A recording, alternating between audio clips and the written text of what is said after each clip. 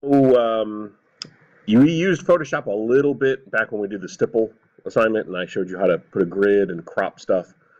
So you at least, if you don't know anything else about Photoshop, you had a little experience with that, but again, that was fairly minor.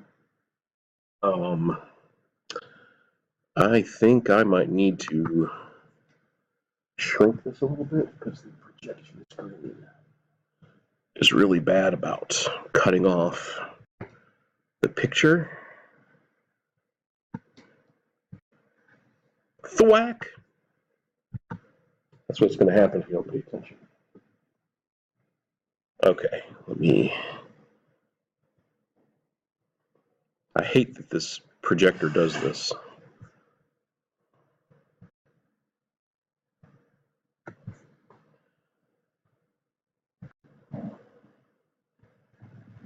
I kind of have to, if I let it go full screen, the corners, the edges will get cut off.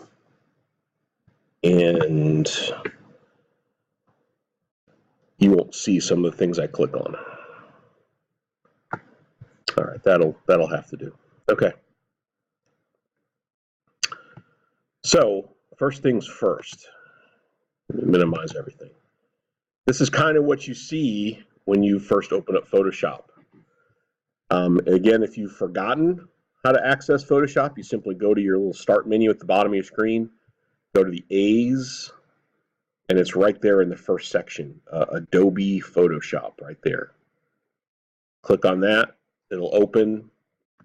If, again, as I said the other day, you click on that and nothing happens, or if it tells you something like you need to create an Adobe account, or it forces you to give some kind of code, that means that you need to go to Stars and get your computer updated. It should just open right up. So let's hope that it all works and it opens up. This is what you'll see. And again, hopefully you remember some of this, you've got basically 3 different types of menus here to choose from, and potentially a 4th one over here. You've got the floating ones over here, but we'll get to that in a minute, the little windows. So these up top are the basic function menus. So you've got your file menu, which is where you open and create new files. You can also do something called open recent. Like, so if you, let's say you were working on a file and you don't remember where you saved it to, if you go to open recent, there's a good chance that it will be listed here. It kind of lists all the recent files that I've been working on the past few times I've had Photoshop open, and you can select it from this menu if it's there. All right. The other thing you can do if you want to open a new file, instead of doing file open and doing it the old-fashioned way, which is perfectly fine, and searching for it, is that if you already have the folder open, like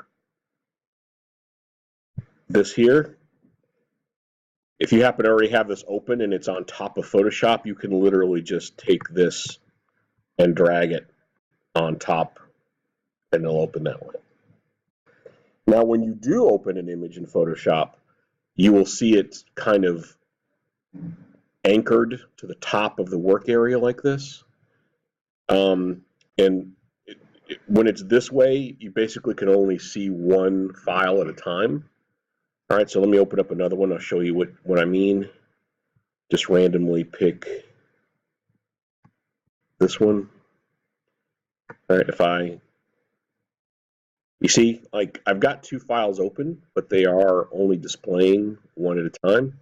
If I want floating files that I can arrange and see more than one of, I just left click and drag that down a little bit from the top to unanchor it, and now I have floating windows, and whichever one I click on will become the foreground window. Okay. But for the purposes of what we're doing, let me just backtrack real quick and say that you remember I mentioned the L drive back when we did the stipple project too. because that's where your photos were located. Currently, on the L drive, I have a folder called HappyBox Image Resources. Let me go to it. If you go to the bottom of your computer, you should see a little manila folder icon with a blue letter A in front of it. That is your, and if you hover over it, your cursor over it for a second, it'll say Student Lessons. If you click on this, you should take you to a drive called Student Lessons, and you'll see a list of all the teacher names and some other ones too. Also some old ones of teachers that aren't here anymore, and their folders are still on the network. Go down to K for Kemple.Chris.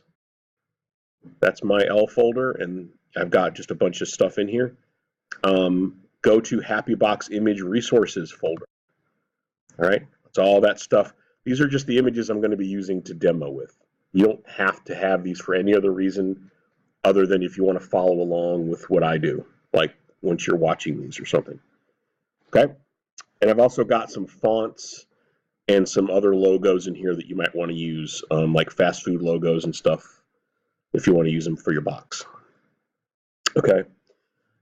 I, of course, am a giant comic book nerd, as you all probably know. I love Batman, so I have chosen to do Batman as my example. So all of these images relate to the Batman theme that I've chosen. All right. So everyone in here, once you have decided what you want to do for your theme, and it doesn't matter to me, you don't have to make up your mind yet. Once you make up your mind, you're going to want to have a folder like this on your computer where all of your assets are saved to one folder. So any images that you find on Google or anything that you scan in or draw yourself, any logos you find, you just want to save them all to one folder so you have easy access to them. All right, this is just for the demo though. However, inside this folder, towards the bottom, is this file here called template. This is the file that we're actually going to work with to make our boxes.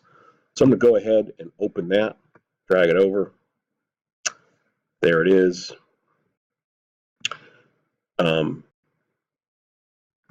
So what you're going to need to do though, you don't want to actually use the L drive copy of this. You don't want to overwrite any of this stuff. So before you really do anything, the first thing you're going to want to make sure of is go to the L drive, go to this folder, right click on this HappyBox Image Resources folder, click copy, just like that. You don't even need to open this folder, just right click on it and go copy. That will copy all the contents of the folder to the clipboard. Then somewhere on your computer, doesn't matter to me, as long as you know where to find it, you're going to right click and then hit paste. And that will paste. I'm going to cancel this because I've already got the folder, but see, I've already copied it here. This is my local copy of it. So now, whenever I want to mess with any of these files, I don't go to the L drive anymore. Now I just go to my copy of it. If I were to take the L drive version and start changing the template, it's going to overwrite the version on the network, and then it's going to mess it up for other people that need it. So you want to make sure that before you start working, you're working on your own individual copy of that file. Does that make sense? So copy that folder to your computer, then that's the one that you work from. Okay? I've had lots of cases where people forget and they start changing all the stuff on the L drive, and then suddenly when people want a new copy, like if they mess up and they need a new clean copy of the template, it's got somebody else's work on it, and I have to go in and change it. All right, so let's say that you have gotten Photoshop working on your computer and you have copied over your file to the L drive, then you're ready to start working. One last note, if for some reason you can't access the L drive, you're going to want to go to CGHS Tools, which is a folder you should all have on your desktop. And you're going to want to run the login script right here. If you click on that, you'll see this little dialog box. Just hit run. You'll see this black box with some code. Scroll by. Just let it do its thing. Don't click or disrupt it. What this is doing is refreshing your network connections, which sometimes you have to do. And once that's been refreshed, then if you weren't seeing the network before, you should see it after this. This is taking longer than I thought it would. Okay. So there we go. So now everything's refreshed, ready to go. Let's go back to Photoshop. So I've opened up my template image, my file, there it is. And this is basically all four sides of my box, like as if the box was flattened out, like disassembled and flattened and unfolded. So as I mentioned yesterday in class, your job is to play the role of a graphic designer, and you are trying to design a box for whatever property you have chosen. So you should have designs on paper, sketches on paper, before you even get to the stage, just so you have an idea of what's going where. Like, think about what kind of activities, what kind of information about the characters or about the story or whatever. What kinds of, you're going to have mazes and or puzzles or, spot the difference, whatever you're going to do. And then you're going to do that in Photoshop. So I'm just going to go through here and explain these menus and what these tools do and kind of demo the ones that are pertinent. And then hopefully you'll be able to follow suit. So as I was saying before, file, this is where you create new files or open existing files. There's a lot of buttons here that you don't need. Of course, save and save as are here. Revert basically will take you back to the last saved version of your image. So let's say you've done a bunch of stuff to it and you hate what you've done. You can simply hit revert and it'll take you back to the last time you saved, and it should take you back to start, as it were. Things like export and generate and share, like this stuff I'm not going to go into because you don't really need to know it. And a lot of this stuff you can access by hitting the keyboard hotkeys. Like to create a new file, instead of going to File New, just hit Control-N. And see, it'll say, let's make something new. And then you decide what the dimensions are and the size and all that stuff of your image. But I don't want to do that. And if you want to do open a file, you can just do Control-O for open, and it'll open up this little box here, and you can search through and find what file you want to open, etc. So you're not going to need to go to File that much. Edit. This is something you'll use a little more of. The undo and step forward, step backward buttons are pretty handy. Undo is basically, just like in most other programs, Control-Z, and it's going to take you back one step. So if you mess up, it'll undo that one mistake. But if you happen to accidentally click past one undo, then you're going to want to do step backward, which is the next one down, which is Alt-Control-Z. That will allow you to go back up to, I think, like 30 times if you need to. Now, hopefully you won't make that many mistakes in a row, but if you do, you at least have that. Step forward is, of course, the opposite. It's Shift Control Z, and that will take you forward if you go back too far. Fade is basically just something that, like if you perform a function, let's say I've got my pencil and I scribble on this, and I want to fade it back. I go fade. I take the opacity down, and it kind of just brings it to its lighter, like that. But honestly, I don't want that at all, so I'll do Alt Control Z, and it goes away. Okay. Fill and stroke are big ones. Fill is filling a selection or area with a solid color. Stroke is outlining the outer boundaries of a selection with a color.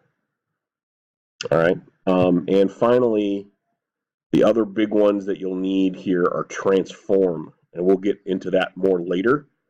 But transform will allow you to rotate, scale up and down images. Like, so if you're bringing stuff over onto your box, you can move it around, scale it, flip it around, rotate it, do cool stuff with it. All right. Of course, edit is where preferences are. Remember when you had to access preferences to change your grid? You can change all this stuff. You can access your tools, your scratch disks, which is like how much memory Photoshop is using, all that stuff. So that's at the very bottom of the edit menu. But other than those like 5 or 6 things, that's all you really need edit for. Copy and paste is just like any other program. Control C to copy a selection, Control V to paste it. Paste special is another handy one that I will get to in a little bit. All right, I'm just doing a quick overview right now. Image is where you're going to go to change like your contrast, your color balance, little things like that. Other than levels and maybe hue, saturation, and color balance, you're really not going to need that much in image. The other big thing is image size. This is important. If I click on the image size right now, this is telling me that my template is currently 17 inches wide, 11.753 inches tall. So that means if I were to print it out, those are the dimensions. All right. I'd have to print it out on a large sheet of paper. The resolution is set to 300 pixels per inch, or DPI. The higher the resolution of an image, the crisper and cleaner it looks. The higher quality it is. The lower the resolution, the worse it is. Let's, just for an example, I'm going to zoom in on a section of this template so you can see what I mean. All right. This is at 100%. It's fairly clean. But if I change my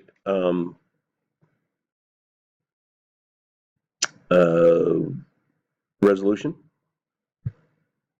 to something really low, like let's say, I don't know, 72, and hit OK. See, now I'm a lot further back at 100%. So if I want to zoom in kind of in the same area that I was before, I don't know if the projector will let you see how chunky and all those little artifacts and stuff, how fuzzy that is. That's a sign of a low res image, and you don't want that. So I'm going to undo. See?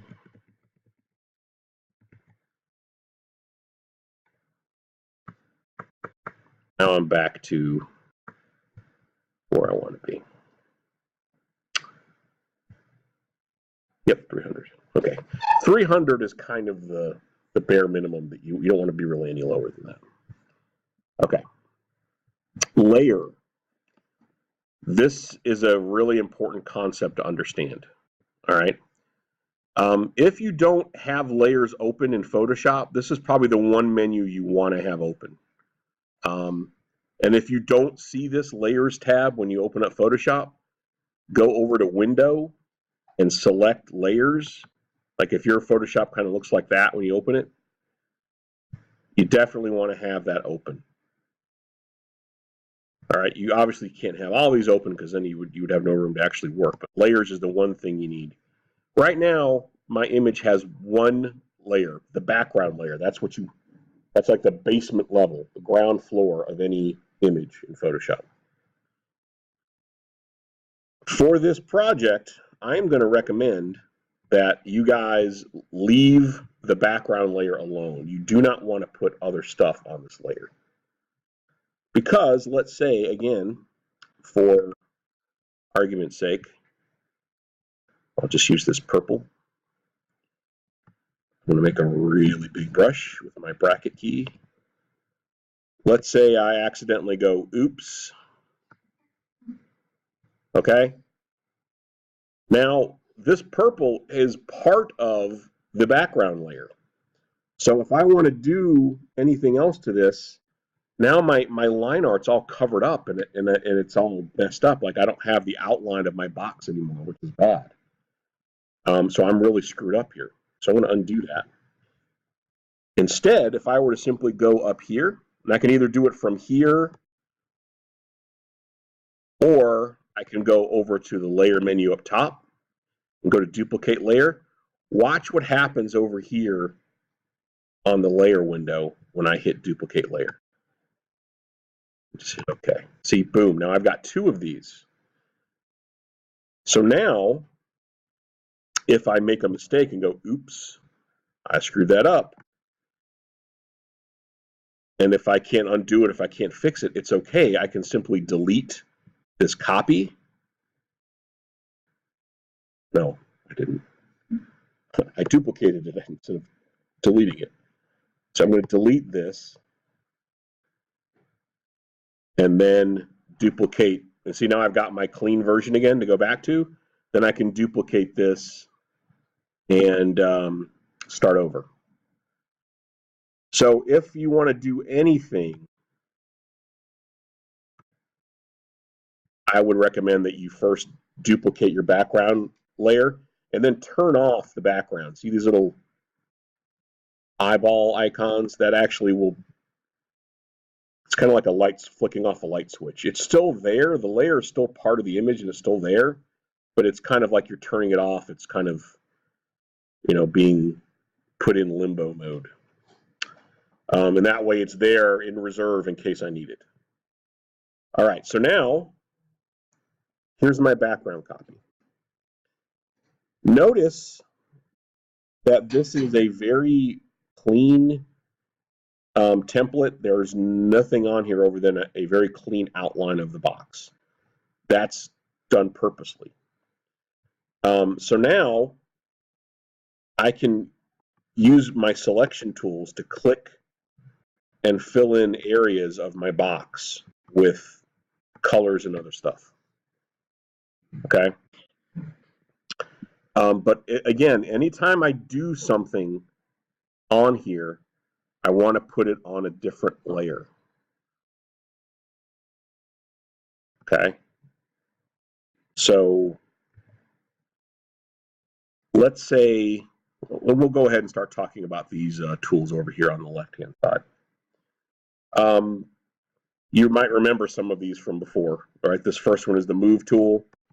This just moves elements around inside of on a layer or inside of an image. Then these next three are all selection tools. And they select things, but in different ways. Let me bring in another image here. Go down to Windows. I've got a few of these images open, but they're minimized. Let's bring in our thwack again. And let's bring in, we'll do Robin. I don't know. There's another Robin I had open up that I like better. There's POW.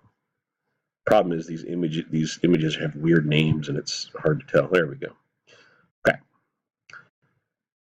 So I'm just gonna bring Robin over here. I'm gonna get the move tool and I'm just gonna drag him over. Now I could select him. I could do Control A to select him, Control C to copy him, and then go over here and paste him. But if you have two files open side by side, you can just get the move tool and drag it over. It's quicker. All right. So now I've got this Robin image here on my box. Okay. Let's say I want to, and notice, you see how I can move this independently from the background? That's because whenever you drag an image over, or whenever you paste an image in Photoshop, it automatically creates a new layer. So it's kind of like a little safety catch. You see now this layer 1 is here. That's my Robin image. And what I should do, and what you should all do, is as soon as you create a new layer, double click on the name and name it something. So I'm just going to call this Robin. All right, so that way, you know, right now it's not bad because you only have a few layers, but you might wind up with 100 layers by the time you're done with this thing. And if they're all named like layer 29, layer 57, it gets really confusing. So naming layers is wise, although I'm guilty of not doing it. So, okay. So I have a few different selection tools here. So let's go into the differences between each one, because they all do the same thing, but they do it in different ways. So I'm going to zoom in here. You can get the magnifying glass at the bottom, the zoom tool, and zoom in that way. Or you could hold down Control Alt plus or minus and zoom in and out of an image. Okay. Now let's say I want Robin by himself without the background. There's a couple ways I can try to do this. I can take the eraser tool and take the opacity up to 100. And I could try to start erasing this. But it's going to be a pain in the butt, and I'm not going to get clean edges, and it's going to look really bad. So the alternative is select the background and then delete it. Now, the marquee tools are fine for big areas, but they're not really going to help me with the small stuff. I can hold down Shift to add to the selection like this, right? And you can see I'm, you know, selecting parts of it. And I can hit the delete key, right? But I mean, it's really jagged, and it's just not a very ideal way of tackling that problem. So even though the marquee tool does select stuff, not the best way. The lasso tool also makes selections, and you can do them freehand. So you just kind of draw the selection, right? And come back to where you started to close it. So I could do it that way. But again, you have the same kind of issue with these uneven edges. I want something that goes right up to the edge and is pretty clean. The polygonal lasso might be better. I mean, this does the same thing, but it does it like in a series of like straight lines. But this will take me a little while to get all the way around him. And then you got to, like, again, like before, you got to come back to where you started. See that little circle that forms there? Click on that, and then you make the selection that way, but that's not really what I want. Let's try the magic wand. The magic wand makes a selection based on color. This is better. See, one click and I can get a bunch of stuff, but it can't differentiate between similar pixels. Like it has no trouble like selecting the yellow or the red, but in the parts down here where the colors are really dark, see like it's bleeding into his underwear, little whatever he's wearing, his gloves. It's not a clean selection. The magic wand is good for flat areas that are either enclosed inside of a border or have a very clear, defined color difference in the pixels. But bundled with the magic wand is the quick selection tool. Now this is a great tool because not only do I not have to hold down shift to add to the selection, it does it automatically. I can just, how are you doing this?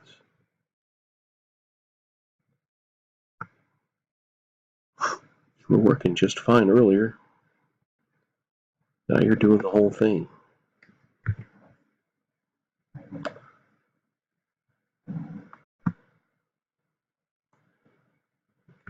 What is going on? Let me try it on this one. Yeah, it's doing it on this one. Okay, let's go back to this one. We'll just do it on here.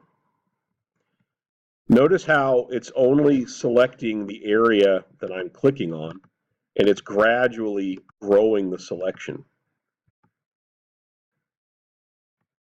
And I don't even have to click individually. I can just hold it down, and it's gonna kind of grow everything out, and it's sort of selecting the edges. So if you are trying to isolate something from a background, the quick selection tool is the best way.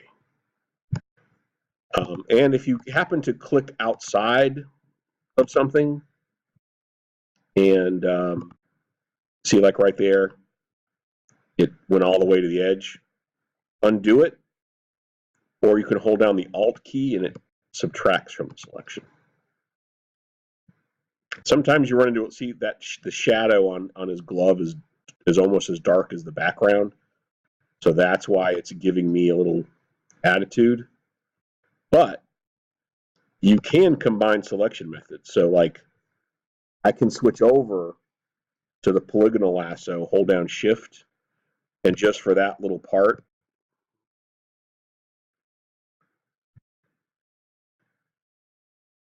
I can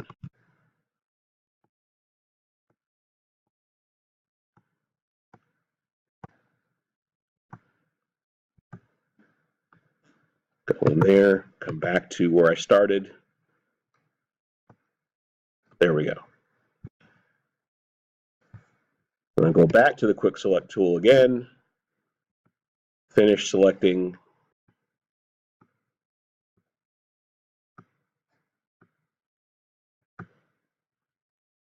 This is going to be perfect.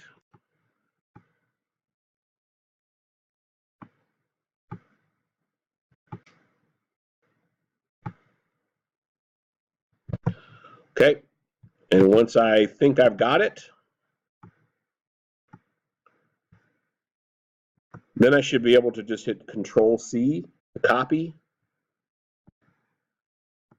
move back to my box. I'm going to throw this away because I don't need it anymore. Control-V to paste. And there is my robin cut out. Now the edges are still a little fuzzy. I might want to go back and tweak those. But that's one of the ways that you can cut things out and put them on your box.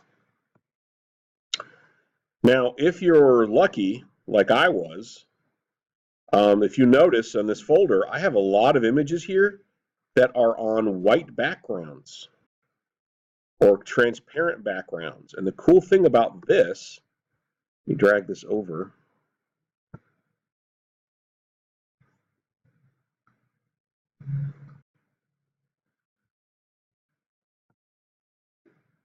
Is because he's on a flat background, this is a perfect opportunity to use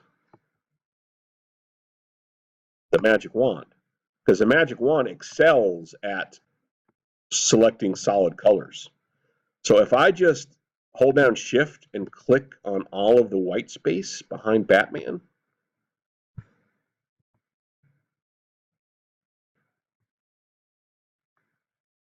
now if I were to drag this over now or to copy and paste it over, I would be doing the white space, but I don't. I want Batman. So I need to be able to flip the selection. If I go to Select and go to Inverse, watch what happens to the selection.